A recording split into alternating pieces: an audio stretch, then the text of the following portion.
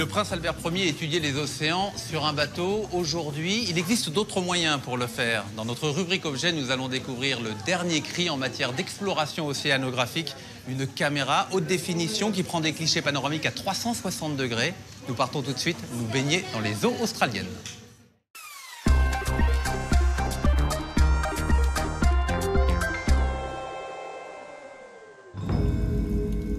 C'est un appareil photo qui va révolutionner la biologie marine et bouleverser le travail des scientifiques.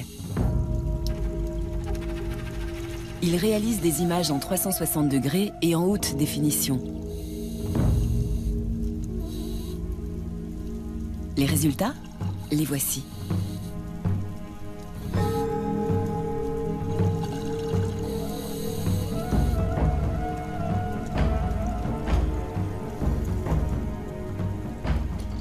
Cet appareil, c'est une équipe de photographes aventuriers basée à Sydney qui l'a mise au point.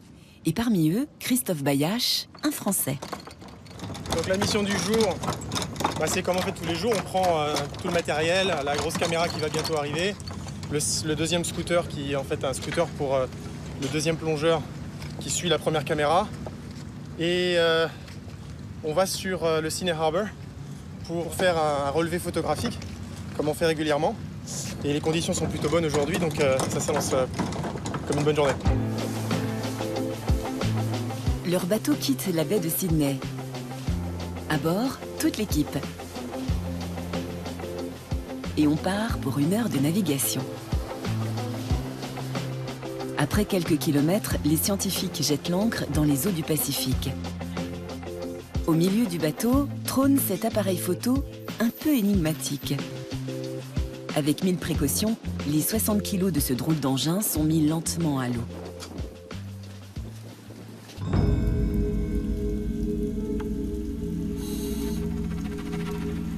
Et c'est parti pour une plongée séance photo de 45 minutes à travers la faune et la flore locale.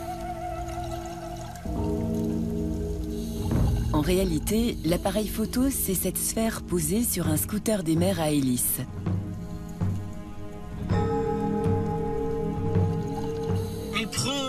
Des photographies en panoramique 360 degrés grâce à ces 3 caméras à l'avant, 3 caméras qui sont en parfaite synchronisation pour créer ces environnements immersifs à 360 degrés. Des clichés d'un genre nouveau pris en haute résolution, une première mondiale dans le monde sous-marin. À chaque photo prise sont associées les informations sur le lieu exact grâce aux coordonnées GPS, mais aussi la profondeur et la température des eaux.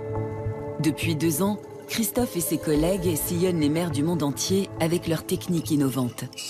Donc c'est la première fois qu'une caméra comme ça est contrôlée par une tablette à distance. À l'arrière également, cette télécommande qui permet d'effectuer des clichés toutes les 3 secondes ou toutes les 2 secondes ou également manuellement. Grâce à la propulsion du scooter marin, Christophe peut parcourir en une seule plongée 2 km et prendre près d'1 millier de photos, ce qui est un record. C'est donc un pas en avant vraiment important, notamment pour les scientifiques qui utilisent ces informations, car nous pouvons effectuer des relais photographiques bien plus importants que la méthode traditionnelle qui jusqu'à présent permettait à un plongeur avec une caméra de prendre un certain nombre de clichés plutôt réduits. L'idée un peu folle de ces photographes, cartographier progressivement tous les fonds marins de la planète afin d'offrir des informations nouvelles aux scientifiques. Toutes ces photographies qui sont prises par cette caméra sont rassemblées dans une base de données. Et cette base de données qui s'appelle le Kathleen Global Reef Record, qui est en fait une plateforme où tout le monde et notamment tous les scientifiques peuvent aller et étudier avec nos photographies ces éléments. À l'Institut des sciences maritimes de Sydney, où a été conçu et développé le projet, le professeur Emma Johnston fait partie des premières scientifiques au monde à utiliser cette base de données accessible sur Internet. Et selon elle, cet appareil photo transforme complètement son travail. Il n'y a pas si longtemps, j'aurais été sous l'eau avec mon stylo et mon bloc-notes à faire des croquis de ce que j'observais tout en claquant des dents à cause du froid. Et je n'aurais eu comme information que cet aperçu d'1 mètre carré. Au mieux, j'aurais parcouru 50 mètres en une plongée et ça m'aurait pris beaucoup de temps. Maintenant, avec cette technique, on couvre jusqu'à 2 km en une seule plongée et on a non seulement ceci, mais aussi des images à 360 degrés à chaque fois qu'on prend une photo. C'est incroyable d'innovation et essentiel pour comprendre les écosystèmes marins. Nous n'avons jamais eu ça avant. Et regardez, pendant que je me déplace dans l'image, c'est ce que je vois quand je plonge généralement, mais ce n'était jamais ce que j'ai capturé en faisant mes relevés scientifiques. Tout ça nous permet vraiment de découvrir les fonds marins comme jamais auparavant et nous donne la capacité de les comprendre. C'est une avancée majeure. Ces informations très détaillées à propos des endroits où vivent les espèces et comment elles vivent nous renseignent sur ce que nous devons faire pour préserver cet écosystème. C'est ce dont nous avons besoin pour travailler durablement sur ces questions. Ces données n'existaient tout simplement pas avant.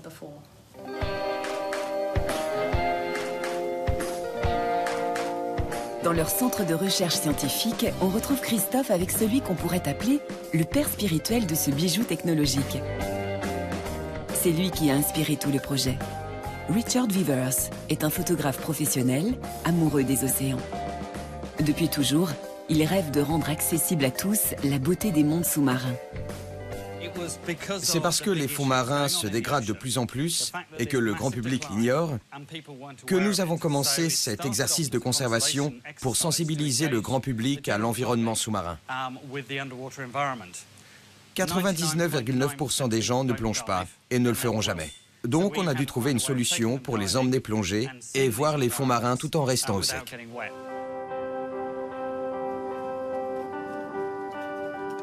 Les photos de ces appareils ne sont pas uniquement accessibles aux scientifiques. Une partie d'entre elles est mise en ligne sur Internet pour le grand public.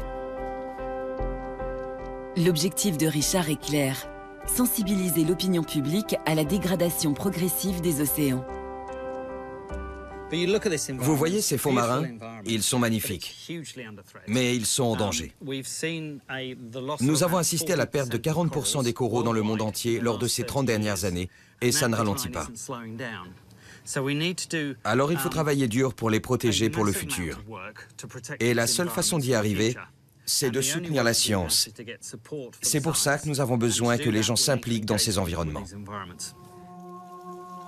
Alors Richard et Christophe vont continuer à parcourir inlassablement les fonds marins, avec un seul espoir, que les océans de demain ressemblent toujours à leurs photos d'aujourd'hui.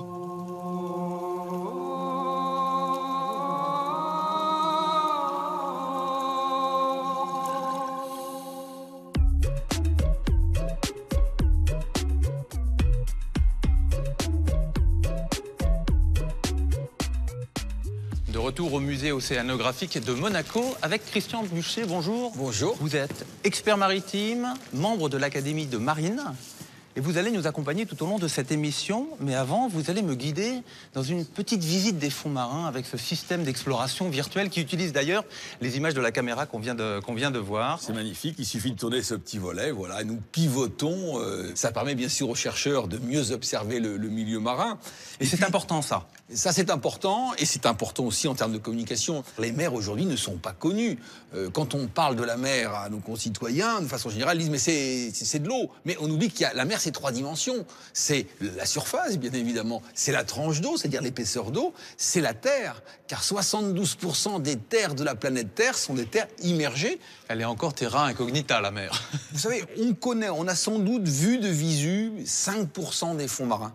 Et ce qui est absolument fou, c'est qu'aujourd'hui, on connaît mieux la surface de Mars que le fond des mers. D'où l'importance de développer des outils Absolument. comme ça qui permettent de visualiser le fond et marin. d'observer également le littoral. Mais il faut savoir qu'aujourd'hui, explorer le fond des mers, pour vous donner un peu un ordre de grandeur, c'est comme si vous vouliez explorer de nuit les Alpes avec une lampe électrique. C'est en créant un émerveillement. Et il n'y a rien de plus fabuleux que l'univers marin. C'est comme ça qu'on va se mettre à aimer sauvegardée, protégée. Pour vous, la mer, c'est l'alpha et l'oméga de l'avenir de l'homme. Sans la mer, on ne passe pas. C'est dire qu'il faut aimer, et aimer, ça sera sauvegarder, protéger la mer, qui nous le rendra bien. Vous pouvez retrouver tous ces clichés sur arte.tv/futurmag et vous balader vous aussi sur les fonds marins aux 4 coins du monde sans bouger de votre canapé. Alors évidemment, il n'y a pas que les fonds marins qui intéressent la science. Sur la surface des océans, il y a aussi beaucoup de recherches très poussées. Et à cet égard, une équipe américaine a mis au point un drone marin. Le voilà. Il parcourt l'Atlantique depuis quelques mois déjà. Le Sail Drone est un prototype de trimaran autonome de 6 mètres sur 6, conçu pour récolter des informations sur les océans. Il fonctionne grâce à l'énergie éolienne et solaire. Et il peut accueillir un vaste champ de capteurs océanographiques, comme un thermomètre, des sondes de pH ou des capteurs de carbone. Une flottille de Sail Drone pourrait ainsi bientôt patrouiller sur les océans pour surveiller les zones protégées et récolter des données sur l'acidification des océans. Est-ce que vous connaissez cet appareil? Celui-là, oui, effectivement, je l'ai vu. Bon, c'est vrai qu'il y a beaucoup de prototypes aujourd'hui en tout genre. Et nous rentrons probablement dans un nouveau temps de l'histoire. Les découvertes technologiques se précipitent. Mais ce qu'il faut pour qu'il y ait ce genre d'outils, pour qu'on puisse véritablement les utiliser à des fins scientifiques, il faut une politique maritime. Et malheureusement, il faut le dire, tous les grands pays, je pense aux États-Unis, au Japon, à la Chine, il y a une politique maritime, il n'y en a pas en France. Ce qui est absolument dommage, parce que c'est de la mer dont nous allons tirer, on le verra, l'essentiel de ce dont nous avons besoin. Christian, merci beaucoup. Et évidemment, vous pouvez retrouver l'intégralité de cette interview sur arte.tv/futurmag.